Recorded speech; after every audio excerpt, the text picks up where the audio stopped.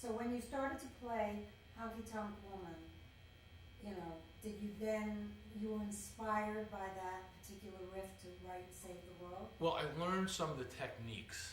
Okay, hold on, did you get me on that? Just barely, but it's enough for them to use if you need Yeah, it. it's just a reference question. Oh yeah, just so we can tell what the. Yeah, yeah. Okay, it's kind of. I mean, it's kind of when I listen back and watch the tapes, I can hear you off camera. It was really kind of that had a very distinctive sound in Honky Tonk Woman, which when I think it was the first time I had met with Alan, he said, "What 10 songs do you want to play?" And I kind of have to go look at my list, but number one was Honky Tonk Woman because I always loved that guitar intro. And I just remember I walk in with Alan, I have the guitar in regular tuning, and he says, "So play it for me." So I try and play it, and he goes like this, "Give me the guitar." He takes the guitar away, and changes the tuning. I said, "Well, what are you doing?" He says, "It's open G tuning. Don't you know that?" He plays it in open G tuning. I played in standard E tuning and open E tuning, knew nothing about open G tuning. So that was the beginning of it all, is when Alan said, "Give me the guitar, man. Let me show you how it's done." As a Stones fan, you had never known anything about Keith having followed the Chuck Berry stuff and doing the open G tuning, you'd never known? I grew up in Albany. So I just listened to music. I wasn't. No, I really, and I never took lessons. I was just always in a band, and we were never particularly.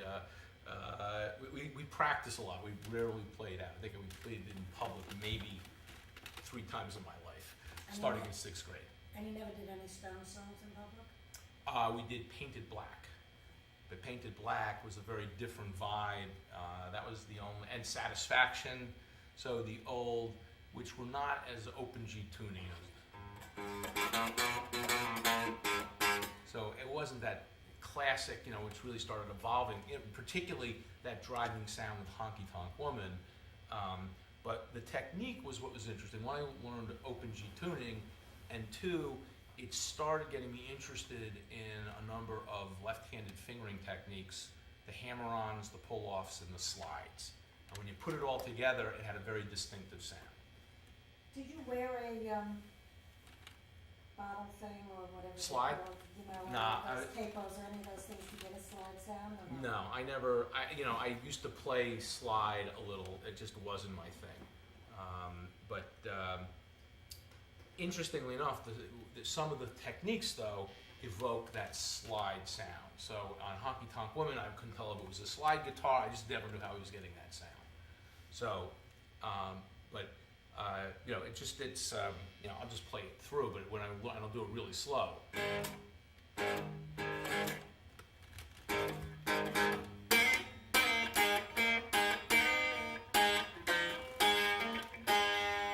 So you follow the left hand, it's a hammer-on, it's a slide up, it's a slide down, it's a pull-off.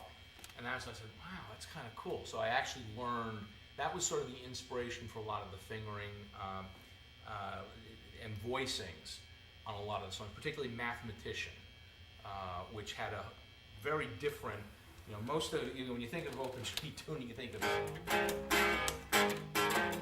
it's typically all kind of clustered down with the bar finger and then a couple of frets, but with Mathematician, it was really kind of a different. I better get that one. So we were sliding way up, using the pinky for a hammer-on, and then changing the entire fingering position. So that was kind of the breakthrough. It was kind of a different type of sound. So.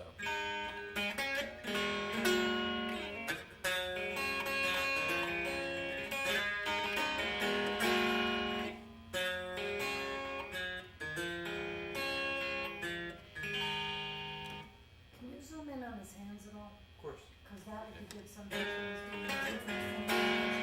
The other thing I want to say is, do you want to play a minute of Mathematician and then show me this, or do you want or would you rather start and Save the World? I mean, which was more of a direct relation from the Honky Tonk Woman to Save the World? Honky Tonk. Mathematician to me sounds more like Blackbird. Well, it does, but the fingering technique with the hammer-ons and the pull-offs, Yeah, more left I want hand. both hands because that's good. Because like now all the time, but like every so often, if he goes to that, because that's the kind of thing that ultimately you can use to teach people how to play the songs. This is mathematician. Yeah, this is the intro to Mathematician. So you don't need to play it. We don't need to play it this evening. No, I remember. Ah, Just want to see if we can't get out. we gotta turn that off.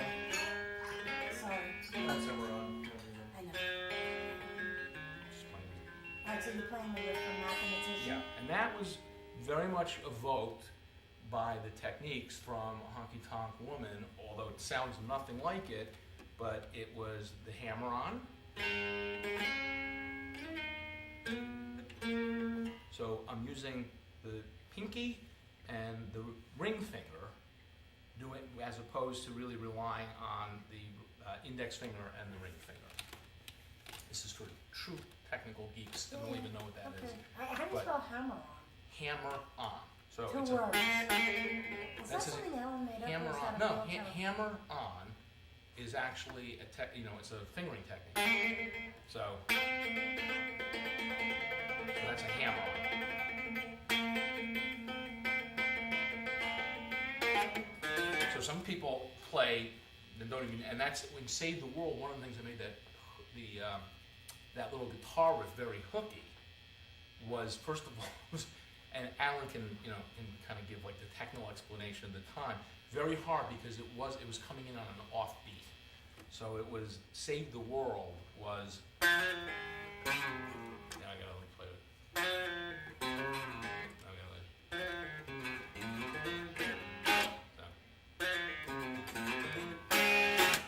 so, which was everybody said, wow, it's kind of and it's hard to pick it up because and we actually ended up cutting it because it was hard, just even when it's coming in out of sort of like out of time in the measure.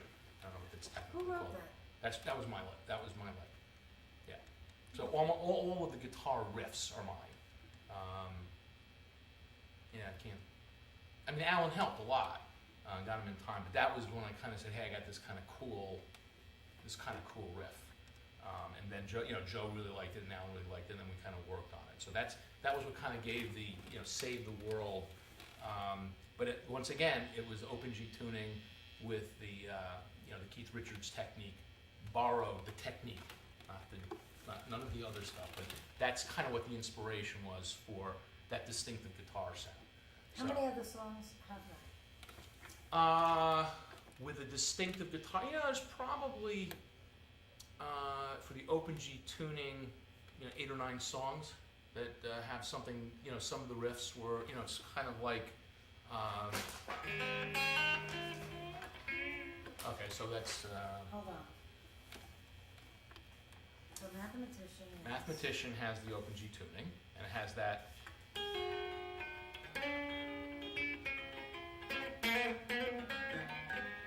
That was extreme. You asked me who did Wholehearted. It's extreme.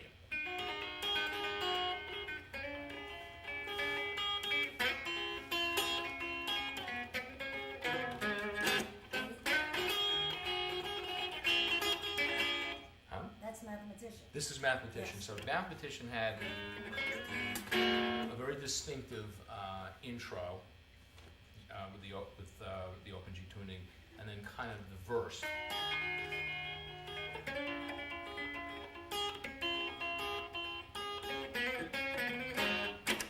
So those are sort of the Open G parts for Mathematician.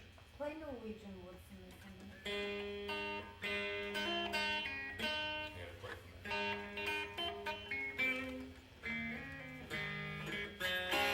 Is that an Open G tuning? Yeah. Oh, okay, because there's That's- a real similarity between those two songs. Yeah, no, and Vibe-wise. the vibe-wise, and that was, so there's clearly Norwegian Wood probably came after, because there were a number of songs. Once you had some of these voicings, You played Norwegian Wood After after you wrote Mathematician. Mathematician, I think so. But And the Beatles had already written. oh yeah. No, I mean, no, But wait it a was- second, but hold it on was- a well, minute. Can yeah. you play Blackbird? Blackbirds and. yeah, I'll show you. Right, that Yeah. one, yeah. I had, but that's not an open G. I mean, It's I not? can do it, no. But that one reminds me of mathematician too. Why? Minor key? Let me I see if I don't can do know it. any of the technical stuff, that's why. Okay. I can do it.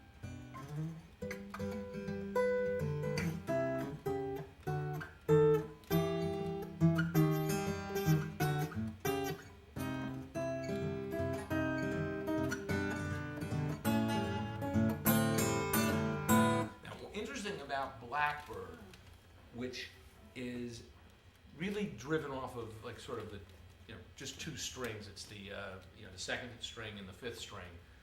But I learned from Blackbird, which, you know, when you're in sixth grade and you want to be really cool, you try to learn how to play Blackbird. I don't think I learned how to play until I got to college. But it was also what I refer to, they're not really called power chords, but we call them macho chords because you have to be able to get 5, 6 frets apart. And actually, when I picked up the open G tuning, a lot of the voicings were inspired by not the music, not the technique, just the pure spread of the fingers. So, you know, I'll show you a couple of the parts. But if you see when you have like, everything's only 2 fingers apart, but then you go.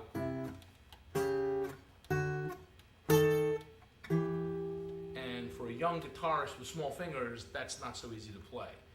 On some of the open G tunings, I'll just sort of show you, I kind of took that to the extreme, and that was why we were getting some interesting voicing. So I'll just kind of give you an example. So we're back in open G tuning.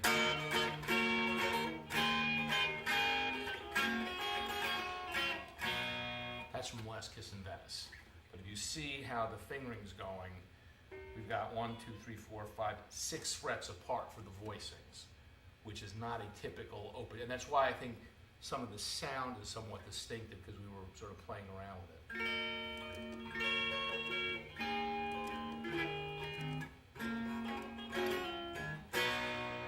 So that's from the bridge. How conscious were you of any of this when you were writing them? I mean, did you realize that there was like as each thing, as it was building into this body of work with the 22 songs, after you'd done how many did you realize that these were all sort of sounding like of a piece? You know what I mean? Like they went together. Well, because there were sort of some key motifs, and some of it was conscious, where we actually have another song that we never fully recorded called Turn in the Road, which is a takeoff of that same Norwegian wood, and, okay, I don't know if I can remember.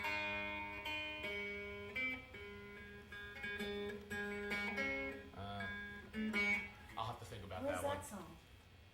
We haven't done it yet, but Alan and I actually worked on that one, just never finished that one. We had another song, which I have to see if we can find it, called Whispering Down, which was probably the one song I wish we could finish. For this or Yeah, something for else? this. No, for this. Did you never use the Strat? Oh no, we used the Strat a lot. The What year is Strat, that? that's a 58 maple neck, I mean, and you don't have a Telecaster, do you? 55. So you never used that one? Yeah, I used that. I mean, it just would seem to me that open G tuning would lend itself more to Strats and Tellies, no? Than this? Yeah, I mean, this every was. time I've seen thi- Keith play, Yeah, this is sort of, John Lennon played this style. This is a 66 Epiphone. God, I think it's on Get Back. But sort of, if you look at the movie Let It Be, I think you can see him playing on the 66 Epiphone. And he was sort of running that through, I think it was a Vox AC30. So I gotta check with my guys to see if I have my equipment right. I just like, this is a really easy playing guitar, and when I fired up the Strat, I was gonna want to buzz. So it just didn't. really? So I was going to play that,